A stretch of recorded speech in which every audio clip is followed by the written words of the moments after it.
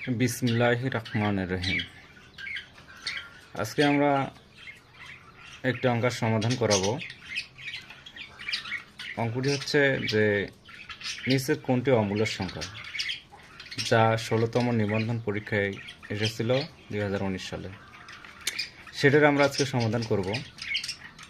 আমরা আগে তার আগে জেনে নেই যে অমূল্যের সংখ্যা কি।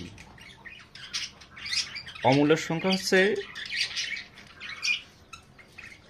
দশমিকের পরে অঙ্ক সংখ্যা গণনা করে নির্ধারণ করা যায় না, অর্থাৎ এটা অসীম। একই সংখ্যা বারবার যদি আসে সেটা বলা হচ্ছে মূলত, কিন্তু যদি এলোমেলোভাবে আসে, সাজানো গোছানো না থাকে, সেটাকে বলা হবে হচ্ছে অসীম। তাহলে এখানে দেখেন আমাদের এই সংখ্যাটাতে আছে প্রথম অবস্থায় অন, একই সংখ্যা বারবার বাড়তেছে।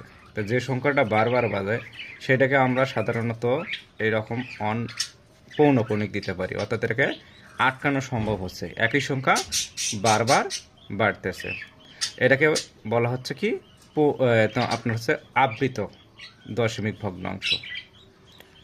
দ্বিতীয়টাতে তাহলে আবৃত দশমিক ভগ্নাংশ কখনোই অমূলদ হতে পারে না, এটা হচ্ছে মূলদ।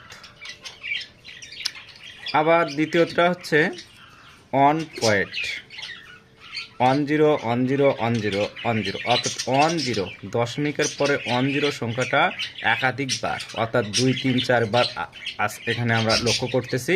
তাহলে একই সংখ্যা যদি বারবার বাড়ে তাহলে সেটাকেও আমরা বলবো কি আবৃত দশমিক ভগ্নাংশ। কোন সংখ্যা দুটো? অর্থাৎ দুটো অঙ্ক বারবার দুটো ডিজিট, এই দুইটা ডিজিট একই রকমভাবে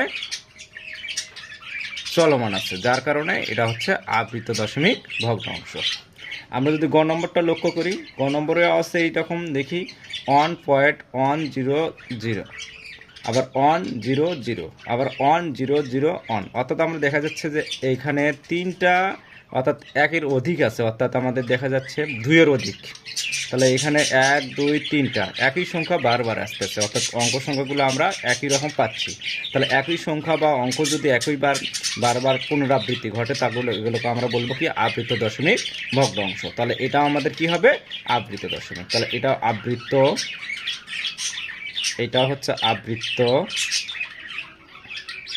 আবার এটাও আমরা পেলাম আবৃত্ত।